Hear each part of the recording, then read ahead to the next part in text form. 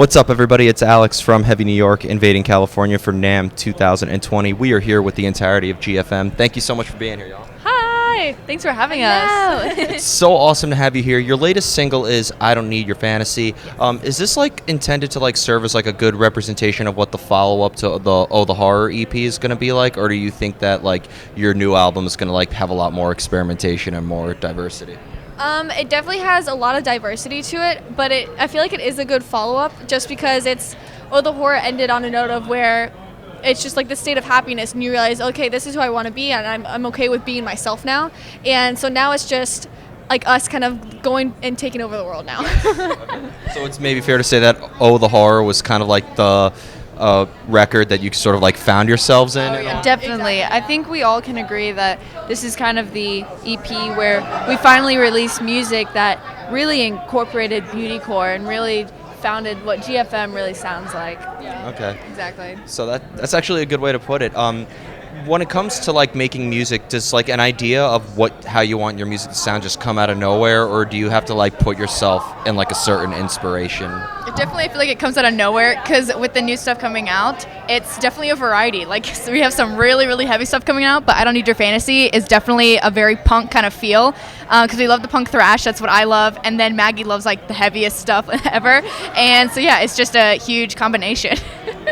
Now, being that the band is called Gold Frankincense Myrrh, I was curious to when you're playing and when you're performing, do you portray a certain character that's outside of yourself, or is this an extension of who you all are personally? I feel like it used to be a lot of this was a character that we played, and now it's just kind of an extension of who we are. And for me, I'm kind of the front woman of the band when it comes to performing, but off stage, I'm a very introverted person, and I don't like talking to people just because it wears me out and it freaks me out sometimes. So it's the part of me that would be an extrovert if it was me all the time. And so I have no issue screaming at people and telling them to get up to the front of the stage and to jump up and down. I have no issue ordering people around. But off stage, I'm just hey, how's it going? Yeah, she's a very extroverted introvert on stage. And then I feel we all just get more of energy when we go on stage because off stage we're pretty mellow and we all just kind of quiet in our own bunks, maybe watching anime or something. But when we get on stage, it's just a whole crazy experience. I mean, you stage dive. Oh yeah, we were playing in Germany a couple months ago, and I just jumped off into 2,000 people. They caught me, which was good. That's awesome, because that would suck. Oh yeah, we actually had a friend that came on stage too. He was standing side stage, and they just completely just opened up and just let him hit the floor. So I was like, well, thank you for catching me. Yeah, big rip. God bless their soul. So when it comes to the songwriting mode and everything, are you kind of in a similar mode as when you're on stage when you're in songwriting mode, or is writing music a different strategy than simply performing? That's such a good question. Yeah. I feel like we are in a little more chill mood if it's just us, because we write, in our rooms when we're just thinking, or we have a melody idea or something. But when we're writing with other people, I feel like it's more of our characters where we're very outgoing and talking and throwing out ideas and just being very quick with everything we're doing. So it really depends who we're writing with. Well, and even Super just if we're fast-paced. together working, it's just we're just super fast paced. I feel like we have ADHD when it comes to writing music because it's we're already thinking of the next saying, so it's Yeah. kind of hard to write with people who don't really know our style. Usually with one of our producers, Eric, he's kind of caught on. So I feel like he's, we very don't the even same really minded, speak yeah. English most of the times. We're just what about this? What about this? And we're like, yeah, the song's finished, and they're like, what? Yeah.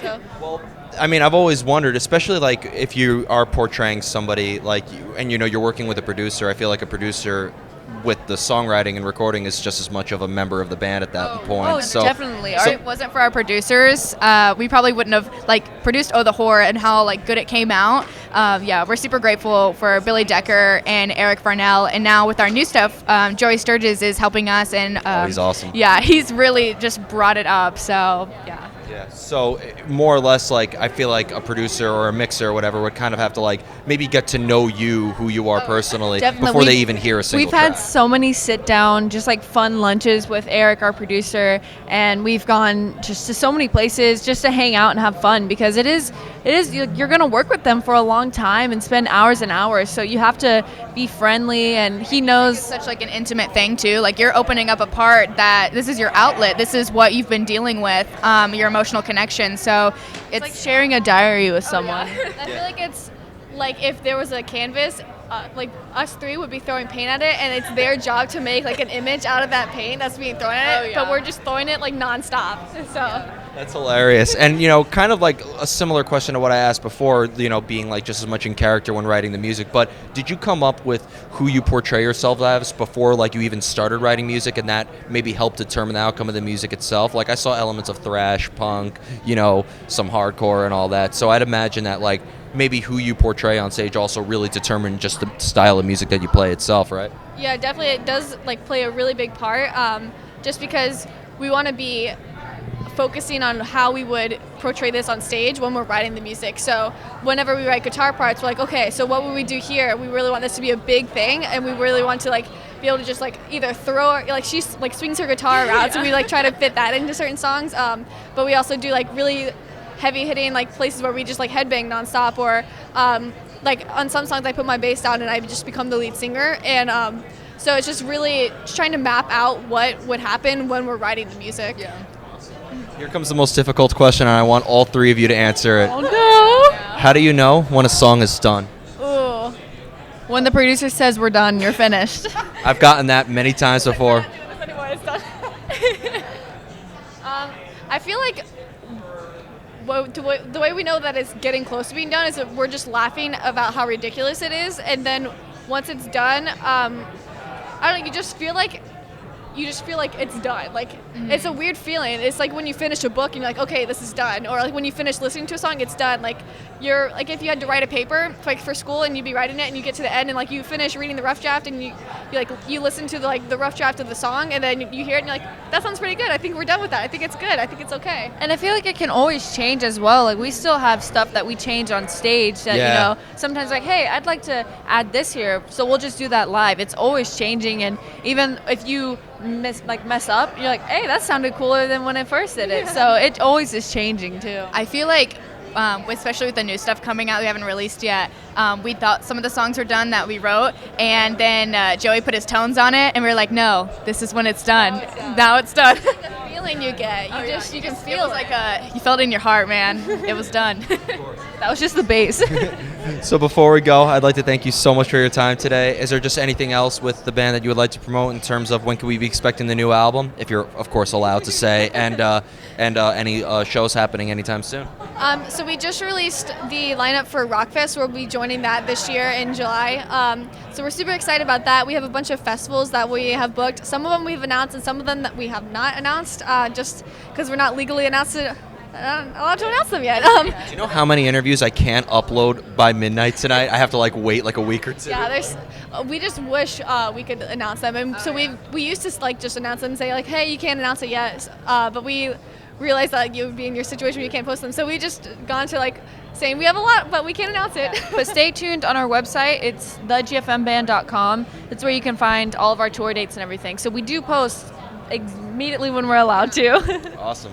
We're just thankful for all of our sponsors because we're here at Namm. We came with Orange, Gator, 64 Audio, SJC, Sabian. There's so many. We're just thankful for the people who helped us do what we love and just be a part of it. And we're thankful for Team GFM too, our fans. And we're just super grateful.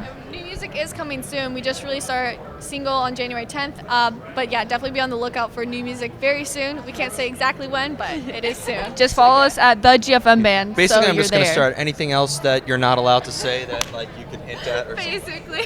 Well. Well, thank you guys so much. Everybody, we are here with GFM. I Don't Need Your Fantasy. Be sure to check that out if you haven't already. This is Alex from Heavy New York. We'll see you next time. Bye.